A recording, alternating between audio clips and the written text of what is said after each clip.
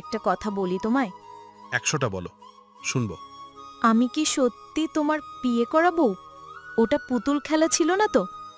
সাদাব উচ্চস্বরে হেসে উঠত, তার হাসি থামত না। সে হাসতে হাসতে বলতো, ভ্রমর, আগে বড় হও, মানুষের মতো মানুষ হও, তারপর ফিরে এসে জানতে চেয়েও এই বিয়েটা কি ছিল। ধুচ্ছাই, এজন্যই তোমাকে ভালো লাগে না, মোটকু কোথাকার। ভালো না লাগার মতো কি করলাম আবার? শোনে আরও রাগ বাড়ত মাহাদিয়ার। অভিমানের সুরে বলতো, তুমি বারবার আমাকে ভ্রমর বলে ডাকছো। আমার নাম ভ্রমর না, আমি উঠতেও পারি না। কতবার বলেছি আমি মানুষ, আমাকে নাম ধরে ডাকো। তুমি মানুষ হও কি অন্য কিছু, সব সময় আমার কাছে ভ্রমর হয়েই থাকবে। আমি তোমাকে অন্য কোনো নামে ডাকবো না। কেন? এত সুন্দর নাম থাকতে ভ্রমর বলে ডাকবে কেন? এই ডাক শুনলে নিজেকে কেমন পোকামাকড় মনে হয়। কে বলেছে তোমার নাম সুন্দর? ওই নাম তোমার সাথে যায় নাকি? মাথা ভর্তি কোঁকড়ানো চুল, চুলের ওপর মাকড়সার মতো ক্লিপ। দূর, তোমাকে দেখলেই আমার কেমন কীট পতঙ্গের কথাই মনে পড়ে। আর কথা বলবো না তোমার সাথে, আরই দিলাম আজকে। মাহাদিয়া আড়ি দিত। সাদাব অপেক্ষায় থাকত। 1 সপ্তাহ ঘুরবে, আবারও ফোনে যোগাযোগ হবে। মাহাদিয়া যতই গাল ফুলিয়ে থাকুক না কেন, দেশ থেকে ফোন গেলে তার সব অভিমান ধুয়ে মুছে সাফ হয়ে যেত। তখন আড়ি ভুলে পুনরায় বকবক শুরু করত। সাদাব হাসত। দুষ্টুমি, খুনসুটি, আরও কত শব্দের ঝুনঝুনিতে দুপাশের দুটো মানুষ অসংখ্যবার রাগ, অভিমান আর ঝগড়ার খেলায় মেতে উঠত। শত রাগ অভিমানের মাঝেও কথা বলা বন্ধ হতো না দুজনার। সম্পর্কটাকে দুজনে তখন অন্য দৃষ্টিতে দেখেনি, দেখেছিল বন্ধুত্বের চোখ দিয়ে, যার কারণে বেশিরভাগ সময়ই ঝগড়াঝাঁটি ও দুষ্টুমিকে ঘিরে কথা চলত তাদের। স্মৃতি তাকে এখন আর এত বেশি পোড়ায় না। খুব বেশি মনে পড়লে তখন মন একটা কথাই বলে। সাদাব কথা রাখেনি। কেন রাখেনি? এমনটা তো হওয়ার কথা ছিল না। শেষবার যখন দুজনার কথা হয়, তখনও তো যোগাযোগ ছিন্ন হয়ে যাবে এমন কোনো ইঙ্গিত সাদাব দেয়নি। তবে হুট করে কেন এই দীর্ঘ বিচ্ছেদের গন্ধ লাগলো সম্পর্কে? দুজন মাত্র ভালো বন্ধু হয়ে উঠেছিল, তার মধ্যেই কালবৈশাখী ঝড় চলে এলো জীবনে। কোথা থেকে সবকিছু এলোমেলো হয়ে গিয়ে দুজনেই পৃথিবীর দুপ্রান্তে ছিটকে পড়ে রইল। দেখা হওয়া, কথা হওয়া, যোগাযোগ হওয়ার সব পথ বন্ধ হয়ে গেল। স্মৃতিকে ঘিরে এমন সব মুহূর্ত যখন সামনে এসে দাঁড়ায়, তখন না চাইতেও আনমনা হয়ে যায় মাহাদিয়া। গাড়ি যে রিসর্টের ভেতরে প্রবেশ করেছে সেটা সে খেয়ালই করেনি। শিহাবের ডাক শুনেই চমকে তাকালো সে। গাড়ি থেকে নেমে তাকে নামতে সাহায্য করার জন্য এগিয়ে এসেছিল শিহাব। তাকে অন্যমনস্ক হয়ে থাকতে দেখে হাতে সামান্য ধাক্কা মেরে বলেছিল, দিয়াপি, এসে গেছি আমরা। নামো, তোমার ড্রেসিং দরকার, বিশ্রাম দরকার। আদরে বাচ্চাদের চেহারা দেখলেই মন ভালো হয়ে যায়। এতক্ষণ ধরে মন খারাপের যে রেশটুকু মনকে অস্থির করে রেখেছিল, শিহাবের ডাক ও আদুরে গলার আওয়াজে সব মন খারাপ অতলে তলিয়ে গিয়েছে। আদর আদরে চেহারা দেখলে মন আর খারাপ থাকে কি করে? তার মধ্যে কি যুক্তিবাদী কথা, কি মায়াময় চোখের ভাষা, যেন কত আপন, কত কাছের, অথচ পরিচয়টা ক্ষণিকের। এত অল্প সময়েও যে জীবনে কিছু ভালো মানুষের সংস্পর্শ উপভোগ করা যায়, তার একটা দৃষ্টান্ত ছিলেন সাইরা করিম। আর আজ আরও একটা দৃষ্টান্ত হলো শিহাব। মন কত কিছু ভেবে বসল, কত নিশ্চয়তা চাইল, কিন্তু মুখ ফুটে সব কথা বাইরে বেরিয়ে আসলো না। শুধু মনে হলো কেউ কথা রাখেনি, কেউ কথা রাখতে জানে না। শিহাবের মুখের হাসি ও তার কথা শুনে নিজেকে স্বাভাবিক রেখে হাসবার চেষ্টা করল মাহাদিয়া। বলল, তুমি এগাও, আমি আসছে। পারবে আসতে? পায়ে ব্যথা পাবে না তো? চেষ্টা করে দেখি।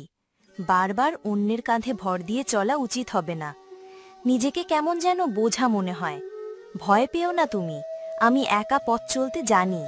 খুব বেশি খারাপ পরিস্থিতি না হলে যেচে পড়ে কারো সাহায্য নিত না মাহাদিয়া। আগন্তুকের সাহায্য নেওয়ার অজুহাতে তাকে একটা কথা বলেছিল, ছেলেটা যেন আগে নিজের পরিচয় দেয়। কিন্তু আগন্তুক তাকে পরিচয় দেওয়া তো দূর, যাবজ্জীবন কারাদণ্ডের কথা বলে ধোঁয়াশার মধ্যে ঠেলে দিয়েছে। তখন থেকেই মন একটা সূত্র মেলাতে ব্যস্ত হয়ে পড়েছে। যখন সে উত্তর পেয়েছে, তখন সময়ে, ভাগ্য ও চেনা পরিচিত সবার উপর তার অভিমান বেড়ে গেল। শিহাব এমন জটিল কথা বুঝল না, তবে দূরেও গেল না। গাড়ি থেকে নেমে মাহাদিয়ার দাঁড়ানোর জন্য খানিকটা জায়গা রেখে একপাশে সরে গেল। ধীর পায়ে নিচে পা ফেলল মাহাদিয়া। প্রথমে ডান পা ফেলল, পরবর্তীতে বাম পা। এর মধ্যেই ব্যথায় অস্ফুট সরে মা গো বলে উঠল। শিহাব ঝটপট হাত বাড়িয়ে তাকে ধরতেই অন্যদিক থেকে ভ্রমর শব্দটা ভেসে উঠল।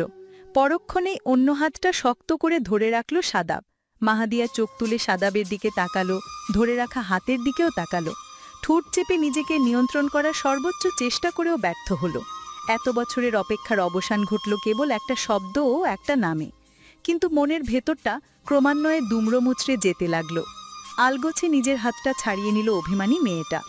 জল টলমল চোখে তাকিয়ে বলল, অনেক উপকার করেছেন আমার, আর কোনো উপকারের প্রয়োজন নেই। এতটুকু রাস্তা আমি একাই চলে যেতে পারবো, আপনি বরং নিজের কথা ভাবুন। হায়দার সাহেব দুজনার কথার মাঝখানে না এসে তিনি শিহাবকে ভুলিয়ে ভালিয়ে সেখান থেকে নিয়ে গেলেন। নিজের পায়ে শুধু গোড়ালিতে ভর দিয়ে কষ্ট করে কয়েক পা এগিয়ে গেল মাহাদিয়া। সাদাব পাশাপাশি দাঁড়িয়ে বলল, এখনই ড্রেসিং না করলে ইনফেকশন হয়ে যাবে। সব চেষ্টা ব্যর্থ হল মাহাদিয়ার। গড়গড়িয়ে চোখ বেয়ে পানি নেমে আসলো। সাদাবের এই কথা তার এত বছরের রাগ অভিমানের আগুনে এক ফোঁটা ঘিয়ের কাজ করল। দাউ দাউ করে আগুন জ্বলার মতো জ্বলে উঠল সে। বলল, লাগবে না ড্রেসিং, এসব ছোটখাটো কাটাছেঁড়া এমনিতেই সেরে যাবে, কারো দয়া দাক্ষিণ্যের প্রয়োজন নেই আমার।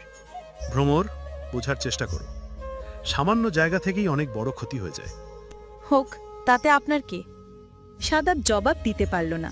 হাত বাড়িয়ে মাহাদিয়াকে ধরতেই সে আঙুল তুলে বলল, একদম ছোবেন না আমায়।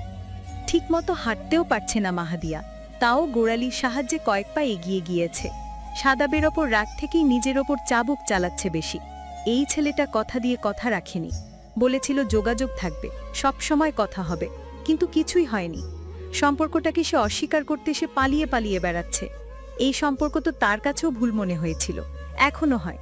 যখন কেউ কথা রাখতে পারে না, তখন আরও বেশি করে মনে হয় এই সম্পর্কে বাঁধা পড়া ঠিক হয়নি। যে কথা রাখতে পারে না মানুষ, এমন কথা দেওয়ার কি দরকার? রাগে সমস্ত শরীর থরথর করে কাঁপছে। এই বুঝি ধপাস করে পড়ে গেল কোথাও, এমন অনুভূতি হচ্ছে। তবুও সে আরও তাড়াহুড়ো করে গ্রাউন্ড ফ্লোরে পা ফেলে লিফটের দিকে এগিয়ে যেতে চাইল। এর মধ্যেই পায়ে ভর পড়ায় কাটা ছেঁড়া জায়গাটায় জ্বলে উঠল। সাদাব দেখল নাক মুখ কুচকে ব্যথা সহ্য করেও এই মেয়ে ধাই ধাই করে হেঁটে যাচ্ছে। তার মনে হলো সে অযথাই মাহাদিয়ার কথাকে গুরুত্ব দিচ্ছে। এভাবে নিজেকে কষ্ট দেওয়ার কি দরকার? পাশে থেকে এই মেয়ের অনারিপনা সহ্য হলো না। সে পিছন থেকে তাকে পুনরায় কোলে তুলে নিয়ে টান টান মেজাজে বলল, বড্ড বাড়াবাড়ি করছো। কিসের রাগ তোমার আমার ওপর? কেন তুমি আমার ওপরেই রাগ দেখাবে? মাহাদিয়া ফের আগের মতো পা নাচানো শুরু করল। বলল, মিথ্যুক, ধোকাবাজ, স্বার্থপর, ভালো অভিনেতাও বটে। আর কি সাজা বাকি আছে আপনার বলবেন? এক যুগেরও বেশি সময় আগে কি বলেছিলেন আমায় মনে পড়ে না? সাদাব তার চোখে চোখ রেখে শুধু উপরনিচ মাথা নাড়ালো, তবে মাহদিয়াকে ছাড়ল না, নাম্বার সুযোগও দিল না। চেপে ধরে লিফটের কাছে গিয়ে বলল, রুম নম্বর বলো। বলবো না, নামান আমায়, নয়তো চিৎকার করব। এই হোটেলের ম্যানেজার কিন্তু জানে তুমি আমার বিবাহিতা স্ত্রী, তাই তুমি গলা ফাটিয়ে চিৎকার করলেও ওরা সবাই কানে তুলো দিয়ে রাখবে। নিজের রুম নম্বর না বললে সোজা আমার রুমে নিয়ে যাব, তখন ব্যাপারটা কি খুব বেশি ভালো দেখাবে? মানিজ্জাতের ভয়ে রুম নম্বর বলে ফেলল মাহদিয়া। লিফটে পা রেখে নির্দিষ্ট রুমের কাছে এসে দাঁড়ালো সাদাব। মাহদিয়া নিজের হাতে থাকা পার্স থেকে চাবি বের করে খানিকটা ঝুঁকে নিজেই লক খুলে দিল। ভেতরে প্রবেশ করে আগে তাকে বিছানায় বসিয়ে রেখে ইন্টারকমের সাহায্যে রিসেপশনে কল করে একটা ইমার্জেন্সি ফার্স্ট এইড বক্স চাইল সাদাব। মাহদিয়া শুধু দাঁতের দাঁত চেপে দেখল। বকতেও পারল না, গালি দিতেও পারল না, আবার এমন পরিস্থিতি সহজে হজম করতেও পারল না। নীরব থেকে ভেতরে ভেতরে রাগে থুসতে শুরু করল সে। সাদাব তাকে পর্যবেক্ষণ করল ঠিকই, বাড়তি কোনো আওয়াজ করল না। ফ্লোরে বসে পায়ের স্কার্ফ সরালো। এর মধ্যেই জায়গায় জায়গায় রক্ত বসে গেছে। রক্তাক্ত স্কার্ফ আলাদা রাখল। মাহদিয়া তার দিকে তাকালোও না, মুখ ঘুরিয়ে নিল অন্যদিকে। এতদিন এই চেহারা দেখার বড্ড আগ্রহ ছিল মনে। আজ সামনে দেখেও চিনেও তাকাতে ইচ্ছে করছে না। শুধু বারবার মনে হচ্ছে এই নামহীন সম্পর্কের ইতি টানা উচিত শীঘ্রই। দেশ ছেড়ে চলে যাওয়া উচিত তার। একটা প্রশ্ন, একটা উত্তরের আশায় ছুটে এসে কারো ইচ্ছের বিরুদ্ধে তার মুখোমুখি হওয়াটা বড্ড লজ্জার হয়ে দাঁড়িয়েছে এখন। এতক্ষণে সে এটা নিশ্চিত হতে পেরেছে সাদাব ইচ্ছে করে আড়াল করে রেখেছে নিজেকে। চাইলেই সে যোগাযোগ করতে পারত, কিন্তু করেনি। অনুভূতিহীন, মূল্যহীন এই সম্পর্ককে সেও হয়তো টেনে নিয়ে যেতে চাইছে না। এই কারণেই দূরে দূরে থাকা। পায়ে ড্যাটলের স্পর্শ পেয়েই মৃদুস্বরে আর্তনাদ করে উঠল মাহদিয়া। দু হাতে খামচে ধরল বিছানার চাদর। ব্যথা তোর চোখে তাকালো সাদাপের দিকে। ছেলেটা একমনে নিজের কাজ করছে। মাহদিয়ার ইচ্ছে করছে একবার জিজ্ঞেস করুক এত পাল্টালো কেন সে, কিন্তু অভিমানে মুখ দিয়ে কথা আসলো না। ব্যান্ডেজ বাঁধার কাজ শেষ হলে ছোট্ট টেবিলটার দিকে নজর গেল মাহদিয়ার। সামান্য নাশতা পানি রাখা সেখানে। এসব কখন অর্ডার করলো? সে কি এতটাই বেখেয়ালি ছিল? জানার আগ্রহ থাকলো, ইচ্ছে করে চুপ করে রইল। সবকিছু গুছিয়ে প্লেটে খাবার সাজিয়ে তার সামনেই রেখে দিল সাদাব। বলল,